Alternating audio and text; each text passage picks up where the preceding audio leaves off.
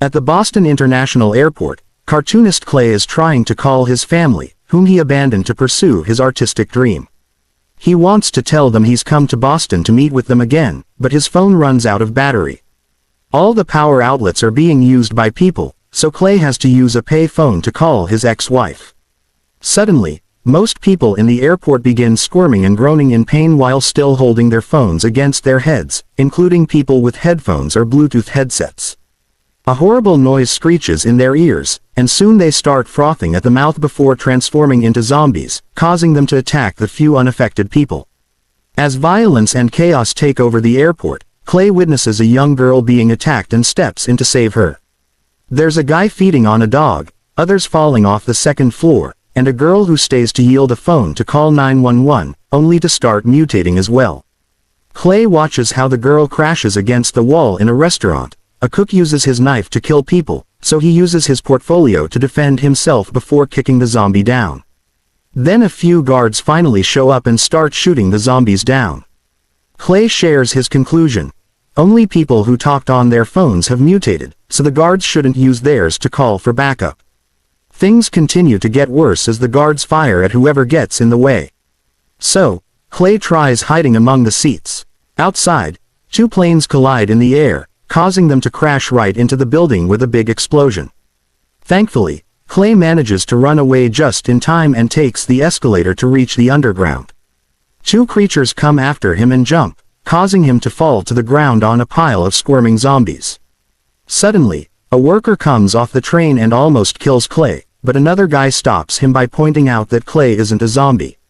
Both men drag Clay into the train with other survivors, and he warns them about the phones. But they explain that they can't receive a signal down there anyway. Train conductor Tom also points out that the power has been shut down, so the train isn't working. They'll have to walk through the tunnels to escape. Most of the survivors are too afraid to wander around, so Tom and Clay leave with Mike. They walk for a while until they see light from the exit where a few people are standing. The group wonders if they're humans, but before they can check, a zombie comes out of hiding and immediately kills Mike. Clay and Tom find some stairs, so he and Clay quickly start climbing up toward a manhole while kicking the zombies that try to grab their legs. A zombie almost manages to follow them out, but they work together to push him down and close the manhole, which they then block with a dumpster. Afterward, they rush to Clay's home, where they find the door destroyed and the neighbors dead in the corridors. Once they reach Clay's apartment, Tom notices all the creepy art on the walls. The landline phone isn't working, so Clay borrows Tom's to warn his family, but the reply comes back all scrambled. Tom tells him to put the phone in the freezer to make the battery last longer. Later in the evening, the duo is sharing a drink when they suddenly hear someone banging on the door. Clay carefully opens it to find Alice, the upstairs neighbor, there. She has a knife in her hand and is covered in blood, but she doesn't appear to be a zombie. Clearly scared, Alice asks them to close the blinds to avoid being seen and explains she had to kill her mother, which left her traumatized. Clay tells her to shower and lends her some clean clothes his ex-wife left behind. Then Clay announces that he'll go out to find his family, explaining he thinks they may be well because his wife was still talking to him normally when the attack happened and his son never makes cause he sees. Both Tom and Alice agree to go with him, but first, they'll take a few hours to rest. While Alice sleeps, Tom says this is probably a terrorist attack, but their chat is interrupted by Tom's phone suddenly ringing in the freezer. After taking a quick look, they decide to cancel the call and leave it there. In the morning, they look out the window and notice there are loads of zombies in the streets, which reminds Alice of a flock of birds. After grabbing some objects they can use as weapons, the group leaves the apartment and immediately sees a crowd of zombies nearby. At that moment, a couple passes by on a motorbike, and the zombies quickly go after them, giving the trio a chance to escape unnoticed. While crossing the suburbs, they see a house with signs that indicate the owners have tons of guns. They decide to break in and are careful to look around, but they don't see anyone until Alice finds a bunch of bodies in the basement. The trio takes the opportunity to gather every gun they can find, but before they leave, Alice notices a young boy petting a dog on a swing in the backyard. Worried, they go to check on him, but as soon as they talk, the boy turns around and snarls, proving he's a zombie. Tom immediately shoots him, only for a bunch of zombies to suddenly appear in the woods behind the house and begin running towards them. The trio opens fire, slowing down the zombies as they run away. The bullets aren't enough to stop the zombies from chasing them, so the trio keeps running through the woods, causing many dumb zombies to crash into trees or trip on branches. But even with a broken leg, the zombies still keep moving. The trio tries to shoot them down again, but more zombies keep showing up. So, the group runs to the lake and hides under a boat. When the zombies reach the lake too, they look at the sunset and open their mouths to emit a horrible screeching noise that sounds like a phone signal. Then they just walk away. The trio discusses what just happened and concludes the zombies are programmed to stop at sunset. Tom wonders how the zombies knew where they were so quickly and realizes that they learned their location when the boy saw them, meaning they share a hive mind. The group keeps traveling for an entire day. When night falls again, they suddenly hear some music and follow it to find an academy building. They're welcomed by student Jordan and headmaster Charles, who explain they'll be fine as long as the music plays. They show them what they mean by taking the trio to the sports field where all the zombies are lying down together while music comes out of their phones in their mouths. Charles proves they won't wake up by stabbing a zombie in the leg and points out that these creatures work as one for the good of the group. He even calls it the next stage of human evolution. But he worries about the zombies possibly realizing they don't need to sleep. It's obvious that they need to kill all the zombies before they wake up. So, Charles suggests spraying them with gasoline and burning them down while they're still asleep. Tom and Clay get into a truck and start to spray the gasoline all over the field of bodies, driving over them as if they were the grass. Once the truck is out, Charles sets them on fire with a flaming arrow, and the group watches the zombies burn. But if you start waking up, so they have to shoot them down. At that moment, the flames follow a trail of gasoline into the truck and cause it to explode, killing Charles in the process. Yes, Jordan has a breakdown, and Clay has to comfort him. Sensing a feeling of rage coming from the burning bodies, the group decides to leave the academy. After wandering around for a while, they find an empty drive-in theater to hide. During the daylight, Tom prays for their future, and the group goes to sleep. But Clay hears a weird noise coming from the bathroom. When he goes to check, he's shocked to find a zombified man getting busy with his ex-wife. At that moment, Clay wakes up and realizes it was a nightmare. But by chatting with the others, they discover they all dreamed about the same guy.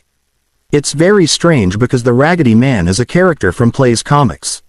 When night falls, the group goes out and finds a burning pile of mobile phones nearby.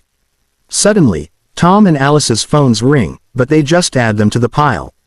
After walking for a few hours, they find a roadside bar with some graffiti that says, "Catwalk, no foul." Wondering if it means no phones, the group enters the bar and finds more survivors who explain they're traveling to Catwalk, a state park in Maine where supposedly there's no cell service. While everyone shares a drink, Tom asks Clay how his comic ends, but Clay never finished it. Sometime later, while everyone is asleep, Sally is woken up by a strange noise. She goes to the door to make sure it's locked, but she's still curious and puts her ear on the door to listen to a weird signal-like noise. At that moment, Clay also wakes up and sees Sally simply standing there. As he approaches her, he doesn't notice the other survivors standing behind him until one of them attacks him. Somehow, Sally and a few others have become zombies, and chaos takes over the bar. Clay gets the zombie off by shooting him, and Tom also opens fire while others hold the bartender down. Then Sally begins screeching directly into his ear to transform him, revealing that hearing the signal-like noise from another zombie up close enough to become one. The bartender attacks Clay, so he retaliates by beating him down.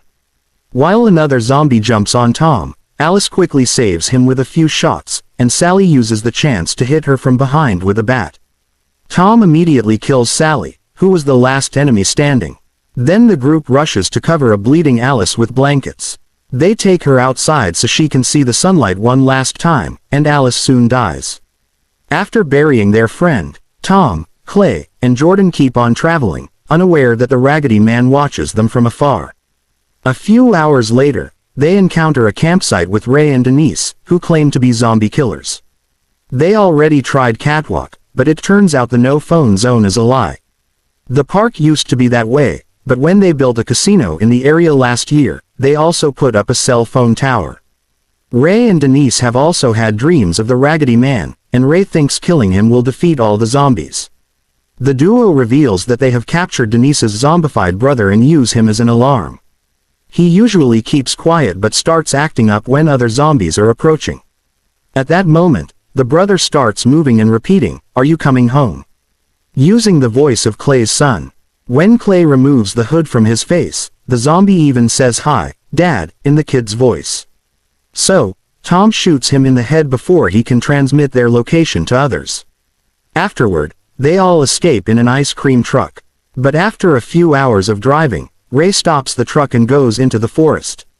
Clay follows him and hears Ray say that he's seen the Raggedy Man everywhere, refusing to believe it may be a hallucination caused by his lack of sleep. Deciding it's too late for him, Ray announces he gives up and throws a cell phone to Clay, explaining that when the time comes, he should call the number on the slip. Then he tells Clay to step away and activates an explosive to end his pain. Sometime later, the group arrives at Clay's house. When he looks inside, he doesn't see anyone, but he does find a message on the fridge left by his son, explaining his mom became a zombie so he went to catwalk. Frustrated, Clay kicks down some furniture before checking the attic where he opens the door and is suddenly attacked by the Raggedy Man. Clay struggles against the zombie's hits and can barely defend himself, but then Tom arrives and drags the creature away. The zombie starts attacking Tom instead, so Clay uses the chance to retaliate and begins beating the zombie up with a piece of wood. Soon, Tom joins him and adds a few shots until the zombie is finally dead. When the zombies fall, Clay is devastated to realize this isn't the Raggedy Man, it's his ex-wife. Afterward, Clay begins considering using the phone, and Tom checks the truck to discover that it's packed with explosives, meaning the number on the slip activates them. Clay decides to go to catwalk even if it's too dangerous because he wants to find his kid. So he gives Tom, Denise, and Jordan the keys to his wife's car so they can leave for Canada. He also gives Jordan some spray paint, asking him to paint the group's initials on the side of the road every couple of miles so they can reunite with them later. After saying goodbye to his friends, Clay drives off in the truck and doesn't stop even when he sees survivors asking for help by the road. Eventually, he makes it to the phone tower in Catwalk and is shocked to see the thousands of zombies marching in a circle around it. Clay pushes through them with the truck, and they don't even react, allowing him to reach the center of the circle and find the Raggedy Man. With no hesitation, Clay speeds up and hits him with the truck before coming out and shooting him until he has no bullets left. Suddenly, Clay hears his son's voice echoing in the area and asking him to come home. A desperate Clay joins the crowd and begins beating down zombies, but it's impossible to find his kid among so many bodies. Eventually, he falls and almost gets trampled on, so he has to crawl out of the crowd and back to the center. Giving up, Clay takes out Ray's phone and gets ready to activate the explosives. But at that moment, his son appears in front of him. Clay hugs him, yet the kid doesn't react, and now all the zombies, including the Raggedy Man, are opening their mouths to make the signal-like sound. The child soon joins them, so Clay hugs him again and finally sets the bombs off, causing a huge explosion that brings down the phone tower. Sometime later, Clay and his son are walking toward Canada while following the graffiti left by Jordan. However, this turns out to be a hallucination, and the real Clay is actually another zombie in the horde marching around the tower.